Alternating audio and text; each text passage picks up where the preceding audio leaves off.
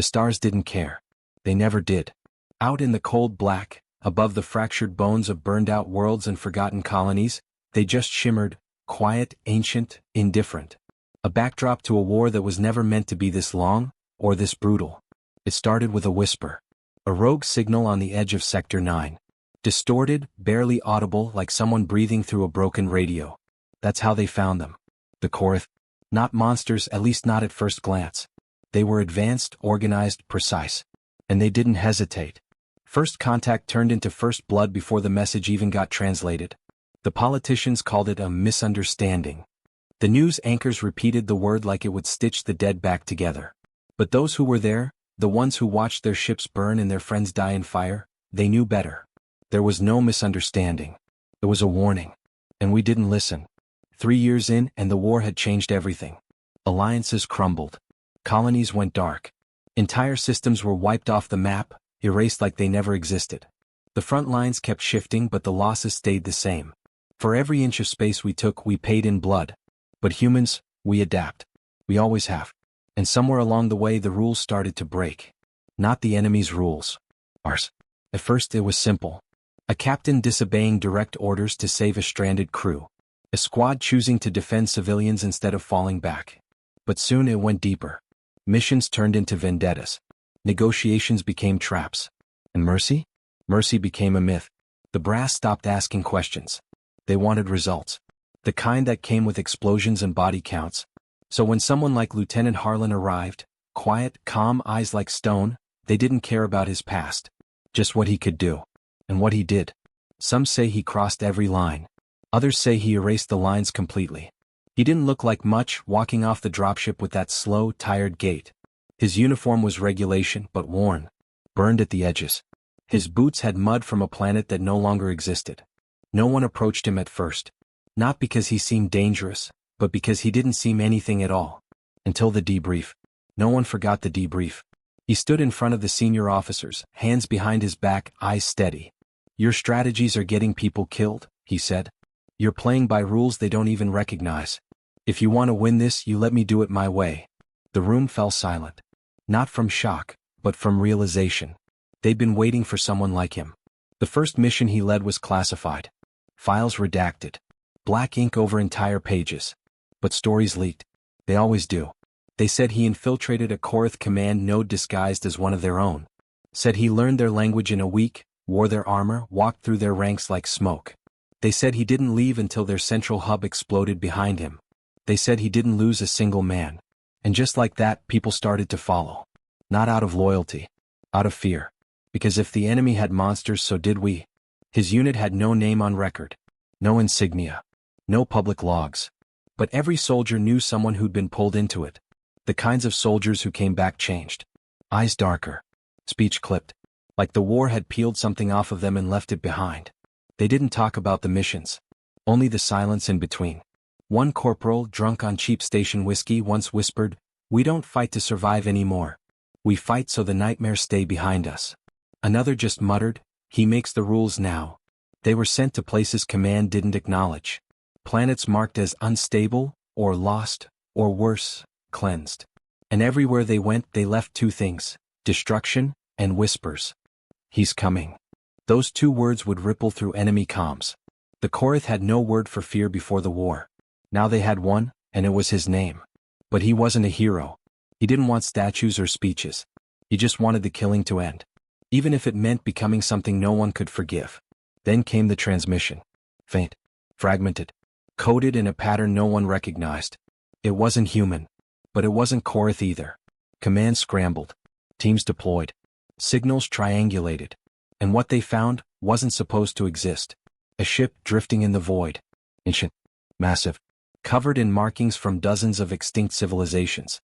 A black box of galactic history, buried and sealed and forgotten. Until now. Harlan was the first to step aboard. What he saw inside didn't make sense. Things that shouldn't be. Records that contradicted everything we thought we knew. Evidence of another war. One that made ours look like a training drill. But before he could transmit anything back, the ship responded. And something woke up. Something old. Something watching. The transmission ended mid-sentence. And now he's missing. No trace. No signal. No explanation. Command says he's dead. But the ones who knew him? They know better. Because before he vanished, he left a final message, just 3 words. Don't follow me. The silence after his message wasn't empty, it was heavy. Like the void itself was holding its breath. At first, Command tried to keep it quiet. But nothing stays buried in war. Word spread fast. The crew that had followed him into hell and back, they didn't believe he was gone. They couldn't. You don't lose someone like Harlan to static and shadows. Not without a fight. Captain Reyes was the first to speak up. She'd served with him on Kalen Fort during the siege. They'd been outnumbered 10-1. Supplies low. Air support gone. She'd already started writing her last message home when he arrived. He didn't come with reinforcements. He came with a plan. No one remembered the plan. Only that it worked. And that it left the Korath base in ruins before dawn. She carried the scar on her cheek like a badge. Said Harlan saved her life twice. Once from the enemy and once from herself. He reminded me who I was, she said once. And then he showed me who I had to become. When she heard he was missing, she didn't wait for orders. She started pulling her old unit together. Not all of them answered. Some were gone. Others broken. But enough returned. The ones who still heard the war screaming when they tried to sleep. The ones who owed him more than they could say out loud. They didn't ask questions. Just packed light and showed up. Because when someone like Harlan disappears, you don't wait. You go find him. Or what's left. Their ship wasn't much. A refitted hauler with mismatched armor plates and a jump drive that whined louder than it should. They called it the Ashwake. Ugly, fast, and quiet just like they needed. They plotted a course toward the last signal. But space doesn't make it easy. The further they went, the stranger things got. Time bent. Instruments failed. Systems flickered like they were afraid. One of the crew, a soft-spoken tech named Lynn, started hearing voices through the static. Not words. Just suggestions. Like something brushing against the edge of her mind. She didn't tell anyone. Not at first. None of them wanted to admit it, but they all felt it. A presence. Watching. Waiting. Like they were crossing into a place where thought itself didn't belong. But they kept going. Because that's what humans do. We keep going. Even when the path disappears beneath our feet. They found the ship on the edge of uncharted space. Floating. Silent. Massive. It wasn't just old, it was ancient in a way that made time feel like a lie. Its hull was etched with languages no one recognized. Symbols that pulsed faintly like a heartbeat. Lynn tried scanning it. Her console shut down. Sparks flew. She swore something whispered her name. Still they boarded. It wasn't courage. It was debt. The inside was worse. The air was stale but breathable. Lights flickered on when they stepped through the airlock. Not like a welcome. More like, the ship had been waiting. And it wasn't empty. It wasn't alive either. Not in the way anyone understood. But it reacted. Corridors shifted. Doors opened before they could find controls. Each step forward felt like walking into a memory not your own. And the deeper they went, the more they saw. Fragments of other species. Uniforms. Helmets. Bones. All arranged like they were left on purpose. Like trophies. Or warnings. The Korath had never mentioned this place. Not once in their interrogations. Which meant they either didn't know about it, or they were afraid of it. They found a room near the core. Not large. Not special. But in the center, floating a few feet above the ground, was something that didn't belong. His coat. Torn. Burned. Still damp with blood. But there was no body. And no trace of anyone else. Except for the wall. It wasn't metal. Not anymore. It had changed. Shifted into something like glass but smoother. Inside it, just beneath the surface, was his face. Eyes closed. Expression calm. Like he was asleep. Reyes reached out. The wall pulsed. And then he opened his eyes. Only for a second. But it was enough. Because they weren't his eyes anymore. She stumbled back. Her breathing ragged. The others drew weapons. But the wall had gone still again, his image frozen in that moment. They tried everything. Scanners. Heat probes. Sound. Nothing worked. Whatever this was, it wasn't tech. It was something else. Something older. They tried to leave. The ship didn't let them. Doors sealed. Corridors changed. One by one, systems on the Ashwake went dark. And then they heard it. Not a voice. A sound. Oh, endless. Like the echo of something screaming from a place where sound shouldn't reach. It didn't hurt. It hollowed. Reyes made a call. One last message, sent on a tight beam, burst with every scrap of power they had left. We found him, she said. She didn't cry. But her voice cracked. He's alive. Or something close. But he's part of it now. The ship. The thing. We're locked in. It's changing us. I don't know how long we have. If anyone finds this, don't come. Her final words were almost too quiet to hear. He warned us. We didn't listen. The message ended. And the signal vanished. Command never responded. They knew what had to be done. They marked the coordinates as black space. Off limits. No fly. Satellite drift was redirected. Patrols reassigned. The incident never made the news feeds. And when someone asked about Reyes and her crew, they were told it was a routine jump failure. Nothing more. But in the silence of deep space, stories kept spreading. Some said they escaped. Others swore the ship was moving now, drifting toward the galactic core. And in backwater stations and fringe colonies, people still tell the story of the man who broke the rules of war, and found something worse. Something that didn't just make its own rules. It made its own reality. And somewhere inside it, he's still watching. Some people said war reveals who you really are. That it strips everything down until there's nothing left but instinct. Others believed it changed you, reshaped you into something new, something harder. Something that didn't flinch when the screaming started. Both were wrong. War didn't reveal or reshape. It erased. It took the person you were and wore it down, piece by piece, until all that remained was what you had to be. Not for survival, but for something worse. For victory. Before Harlan, before the Korath, before the black ship drifting on the edge of uncharted space, there was Earth. Not the clean, shining version from old vids, but the real one.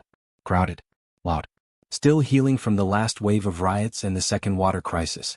Cities stacked higher. Skies streaked orange. People packed in like data files, compressed, processed, logged, forgotten. He grew up in the lower quads near the fusion docks. Air tasted like hot metal. Daylight barely reached past the 6th tier. His father worked in the smelt lines. His mother, when she was around, moved cargo with old exosuits that gave her tremors by 30. He didn't talk about them much. Not even to the people who fought beside him. Not because he was hiding anything. Just because there wasn't anything left to say. Everyone lost someone. Some lost everyone. By the time he enlisted, loss was just a number. A quiet, heavy weight that never went away but stopped feeling sharp. What made Harlan different wasn't where he came from. It was what he noticed. He didn't talk much, but he watched. Everything. Everyone. When others saw chaos, he saw patterns. When others panicked, he moved with purpose. And when he fought, he didn't fight to win. He fought to end it. Fast, quiet, final. Some said he should have been a tactician, not a soldier. Others said he didn't belong anywhere near command. Too detached. Too focused. No room for politics, ego, or fear. But the war didn't need politicians. It needed results. And that's what he gave. There was a mission once, back when the fighting was still planetside. A recon post in the Eros dust belt had gone dark. Standard sweep, just a 5-man team. Harlan was one of them. No officer. No high rank. Just another pair of boots. They dropped in through ash storms and razor winds. Nothing but static on comms. Whole place was wrong, silent in a way that felt alive. The kind of quiet that makes you check your rifle twice, then once more for no reason. The facility looked intact from the outside. But inside, no blood, no bodies, just gear. Dropped like the soldiers vanished mid-step. Helmets still running. Weapons still loaded. One of the crew, a young guy named Kelso, joked it looked like ghosts. Everyone laughed. Nervously. Except Harlan. He walked to the command terminal, wiped off the dust, and played the last recorded footage. The lights cut out halfway through. The screen went black. But something looked back through the darkness. 2 eyes. Not human. Not Korath. Something else. Something old. They called for evac immediately. But by then Kelso was gone. No one heard him leave. No one heard a thing. They found his helmet by the airlock, facing inward. And on the inside of the visor, someone, or something, had written a single word. Awake. Command pulled them out and locked the file. Red tagged it. Official cause of death, oxygen failure. Unofficially? It was the first sign that the war wasn't just against the Korath. Something else was watching. Something that didn't care about sides. Something that didn't blink. The Ashwake's crew, those who boarded the ship with Reyes, each carried a piece of Harlan's story. Not all of them liked him. Not all of them trusted him. But they all followed him. Juno, the demolitions expert, used to be a convict. Locked up for dismantling a Korath bomb using tools smuggled in through her own bloodstream. She met Harlan when he broke her out. Didn't say a word. just tossed her a rifle and walked away. She followed because she wanted to know why. Thorne, former medtech. Quiet, haunted. His file said he'd lost his license after a failed triage on Vega 6. What it didn't say was that he'd stayed behind, risking his own life, to keep a dying child alive through a ground assault. He'd failed. And never forgave himself. Lynn, the one who heard voices through the ship's static, had never fired a weapon before the war. She wasn't supposed to be on the front lines. She was a systems analyst. A code breaker. She joined Harlan's crew because her predictions saved 2 colonies, and he knew she was seeing patterns no one else could. Reyes, though, she was different. She knew him longer. Knew his silences better than most knew words. She didn't idolize him. Didn't fear him either. She understood something most didn't. Harlan didn't want to lead. He wanted to disappear. But the war wouldn't let him. And now neither would the ship. There was a theory. Buried deep in archive files before the Korath. Before the alliances. Before interstellar travel. A scientist on old Earth working on deep AI networks once wrote that memory was a parasite. That the more you tried to preserve it, the more it rewrote itself. Like it didn't want to be remembered the same way twice. The ship felt like that. It didn't hold data. It held memory. But not its own. The crew started noticing it on the 3rd day. Juno swore she saw her old cell, the prison on Dorson Prime, recreated in full detail near the cargo bay. Thorne found the smell of antiseptic in the halls, exactly like the med centers he used to work in. Lynn's quarters flickered between cold gray walls and her childhood bedroom. The ship wasn't just alive. It was listening. And then one by one they stopped dreaming. Not because they weren't sleeping. Because something else was dreaming for them. Back on the edge of command space, the silence around Harlan's last message became a problem. Reports leaked. Whispers grew. Other units started asking questions. A few captains went rogue, searching the blackout zone themselves. None returned. Command tightened its grip. Declassified old footage. Released new victories. Painted heroes out of names barely known.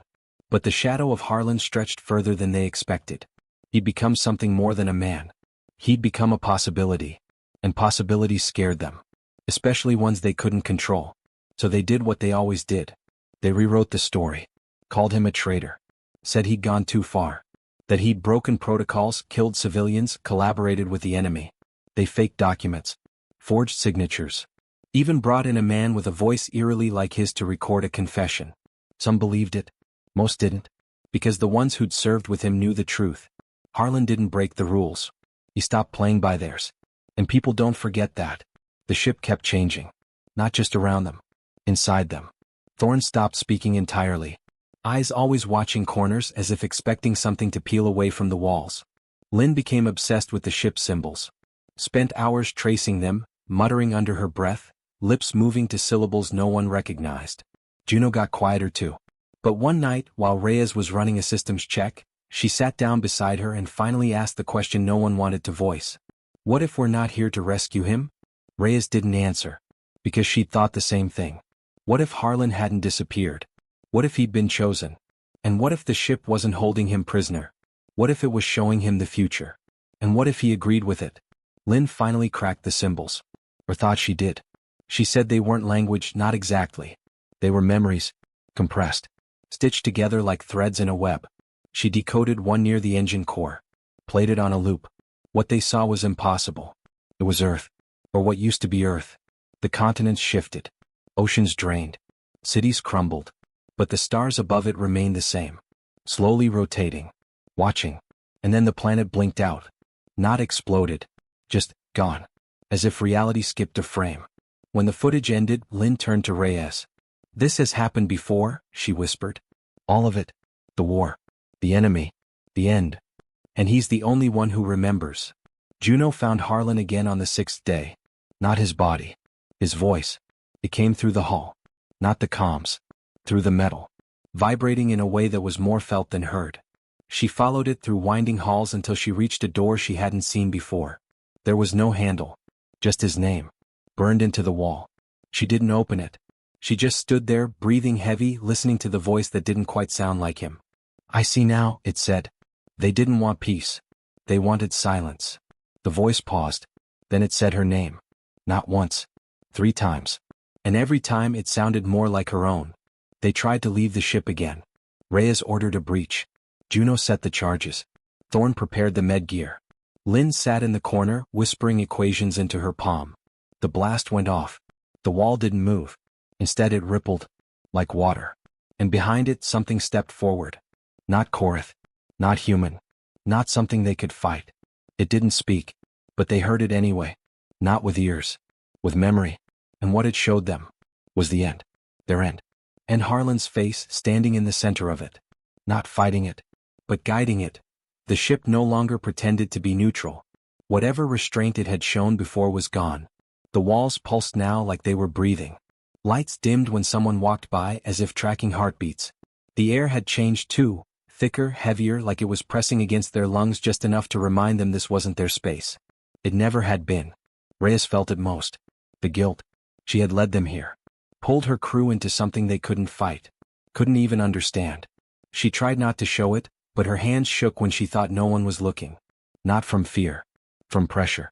The kind that builds in the back of your skull when your instincts are screaming, and there's nowhere left to run. She stopped sleeping. Didn't trust her own mind.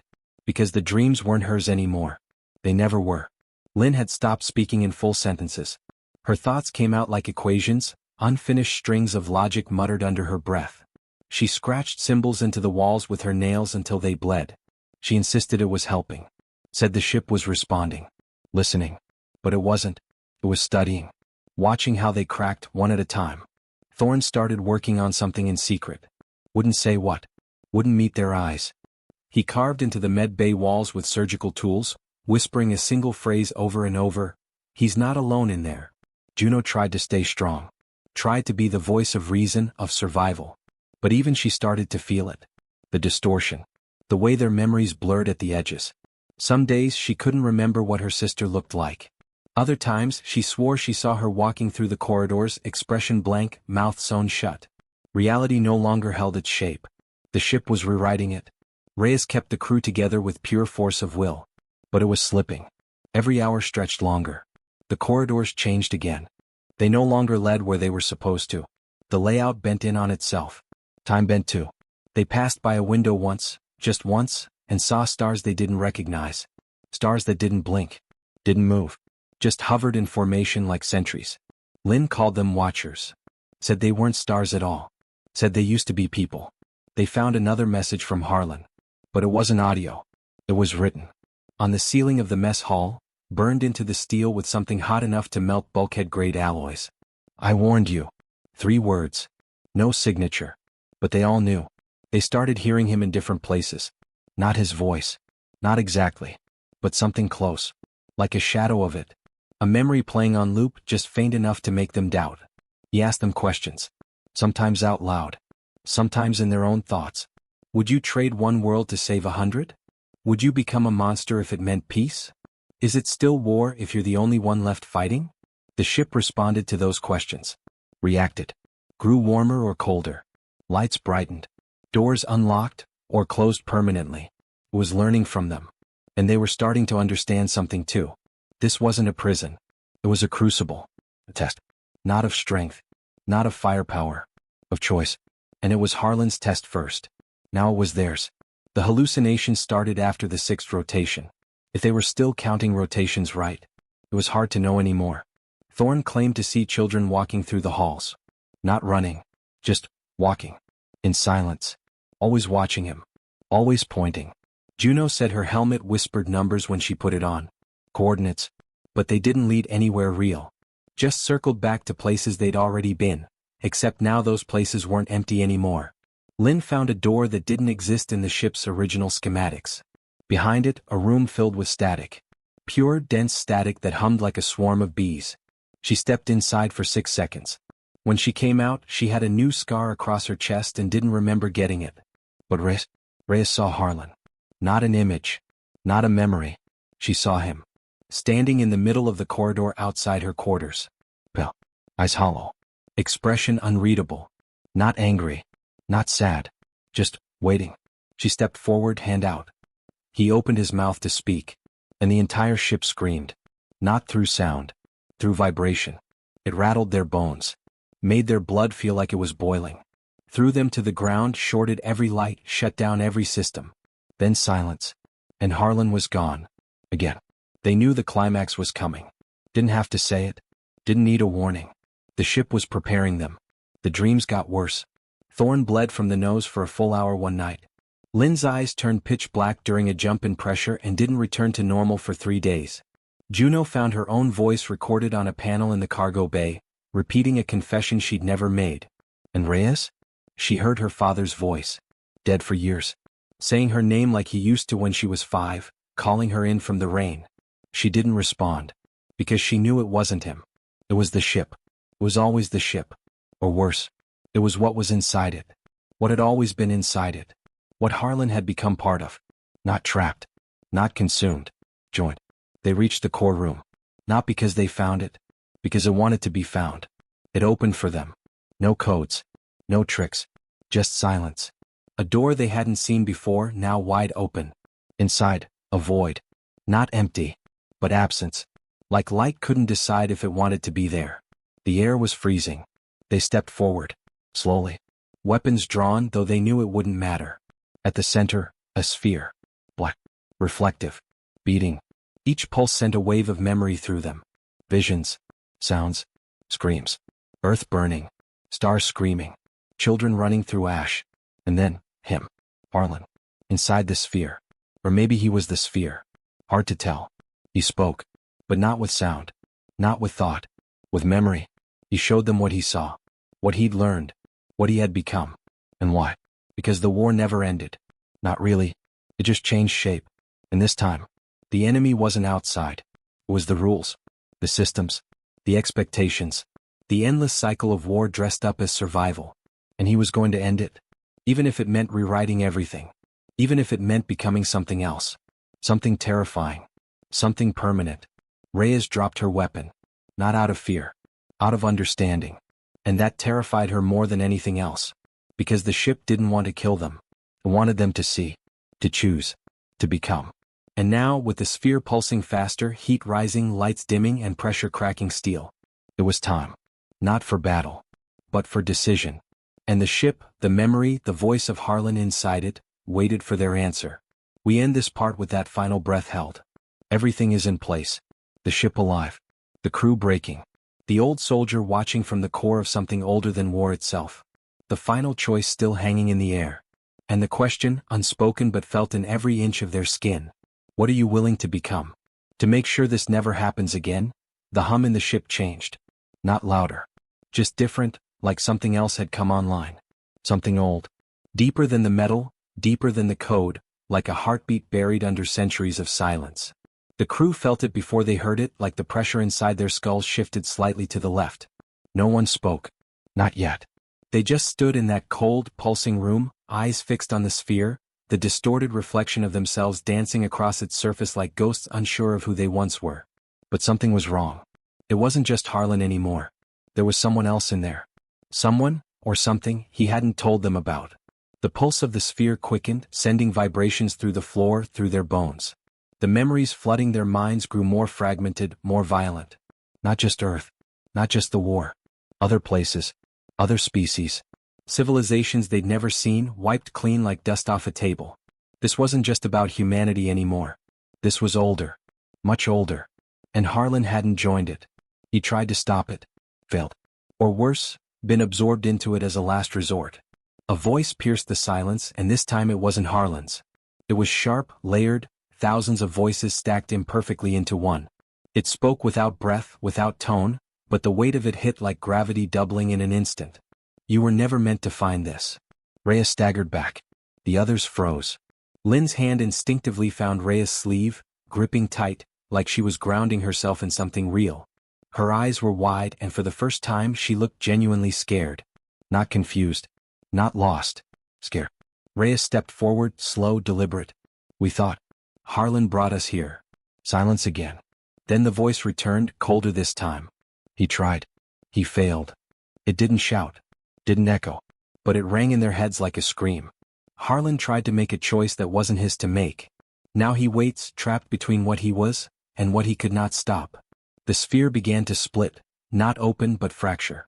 Thin lines of white light traced across its surface like veins, each pulse brighter than the last. He brought you to finish it. Thorn whispered, finish what? The voice didn't answer. It didn't need to. The images returned, but now they came fast, overwhelming. Endless. War on a scale none of them could fathom. Star systems collapsing. Alliances broken. Planets turned into fuel. Not for machines. Not for ships. For something hungrier. Reyes fell to one knee, clutching her head. It wasn't pain, it was too much memory at once. Centuries, maybe more. She saw what Harlan saw. What he became a part of. The thing at the center of it all. Something vast, buried, surviving not by domination but by manipulation. By changing rules. Turning war into evolution. Conflict into selection. And now it was studying humans not because they were a threat, but because they were different. Unpredictable. Because humans break rules. Even their own. The voice was inside all of them now, not speaking but pushing thoughts into their minds, challenging them. You destroy what you fear. You save what you love. You sacrifice what you cannot forgive. Then it paused. Will you become what you fear to save what you love? Juno stepped forward, eyes locked on the sphere. Her voice was steady but her jaw was clenched. It's testing us. Reyes nodded slowly. It wants to see if we'll break. Thorn looked between them, his voice hoarse. Or if we'll follow. It was Lynn who finally spoke what none of them wanted to say. Or if we'll choose something worse. Because maybe that was the real test. Not choosing to survive. But choosing what version of themselves would survive. The pulse from the sphere rose again, louder now, synced to their heartbeats. Monitors throughout the ship flickered to life, no longer showing diagnostics or schematics, but recordings. Moments from their past. Losses. Failures. Words they wished they never said. The ship wasn't just holding memories. It was feeding on them. Twisting them. And then came the second twist. From behind them, a voice, real human, echoed down the hall outside the core room. Step away from it. They turned. A man stood there. Tall. Pale. Face gaunt but eyes burning with something unmistakably alive. It was Harlan. Not a memory. Not a projection. He was real. And he was holding a pulse disruptor rigged for detonation. Reyes couldn't speak. Could barely breathe. Harlan stepped into the room, his weapon trained on the sphere, but his eyes locked on her. I fought it for years. Thought I could change it. Thought I could reason with it. But it doesn't listen. It adapts. It waits. And now you're here and I'm out of time. She took a cautious step toward him. We saw you. We thought you were part of it. I still am. His voice cracked. But not like you think. I kept enough of myself to get here. To try one last time. Juno raised her rifle. You brought us into this. No, his voice was firm. It brought you. It's not done studying you. Because you're the only ones who might break the cycle. Lynn whispered, what happens if we fail? Harlan's eyes darkened. Then it learns how to make more of us. Without the mercy. And suddenly the real stakes snapped into place. This wasn't about surviving the ship. This was about stopping it from learning how to be human. Because if it did, it would become unstoppable. Because no one breaks rules better than humans. And now it wanted to know how. And then, it would want to do it better. The sphere screamed. Not sound, pure force. And knocked them all to the floor. Reyes looked up, vision blurred, ears ringing, heart pounding so hard she could barely think. Harlan was shouting something, moving toward the sphere, the detonator glowing red in his hand. But it was too late. The walls began to change again. The ship was waking up. No more shadows. No more games. It had seen enough. And it was ready to begin. Everything trembled. The pulse became constant. And at the center of it all, the sphere cracked wide open, and something inside began to step out. Reyes screamed Harlan's name, but he didn't turn. He walked straight into the light. And vanished. The silence. Not peace. The silence before something massive takes its first breath. And the only sound that followed was the slow creak of every door on the ship unlocking at once. The test wasn't over. It had only just begun. Everything stopped. Time didn't slow, it just ceased to matter. The moment the sphere cracked open, reality twisted.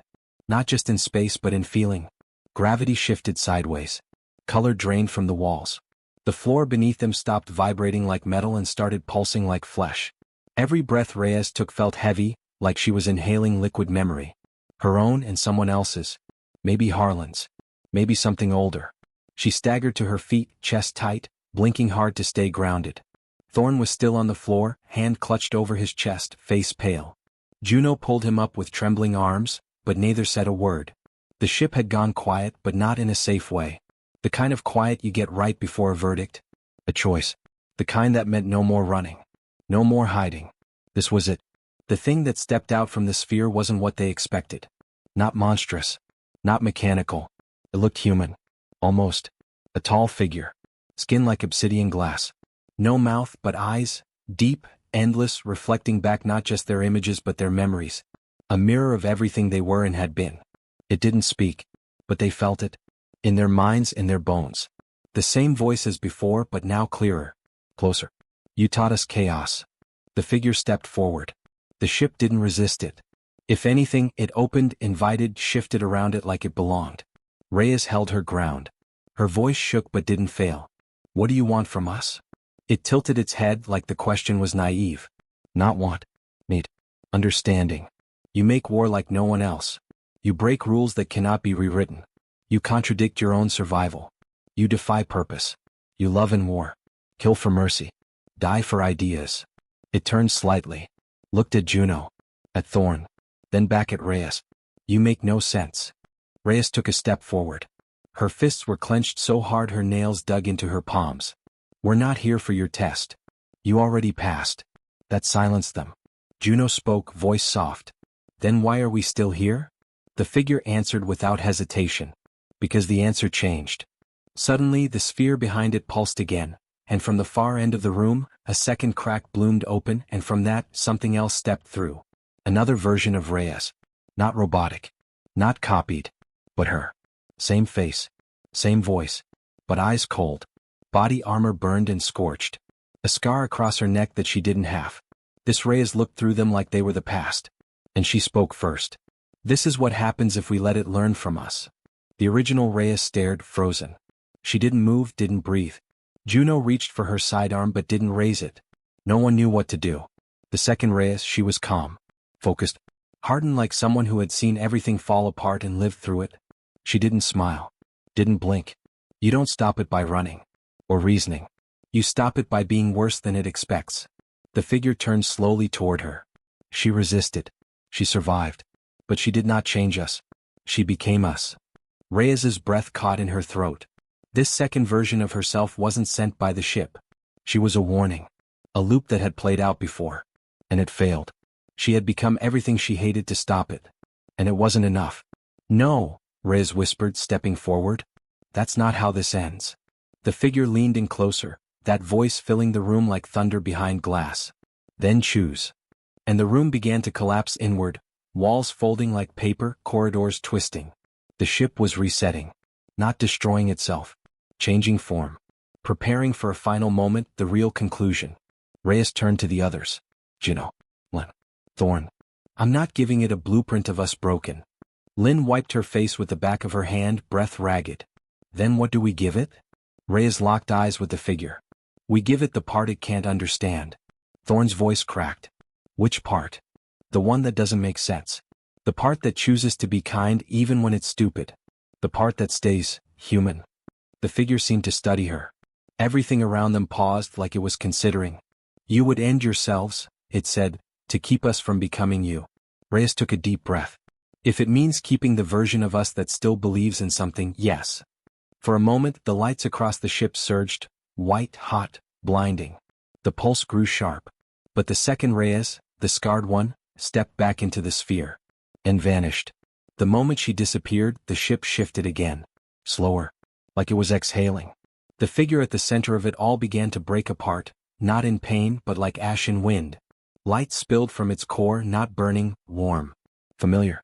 It spoke one final time. You chose the impossible. You remain unknown.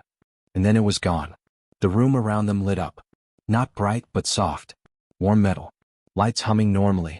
Screens returning to old, quiet readings. For the first time, no pulse. No distortion. The ship was still. Juno let out a long, shaking breath. What just happened? Reyes looked around. We didn't beat it. Lynn raised her head. But we didn't become it. Thorn laughed just once. A short, tired laugh. I'll take that. The ship was still functional. Power returned.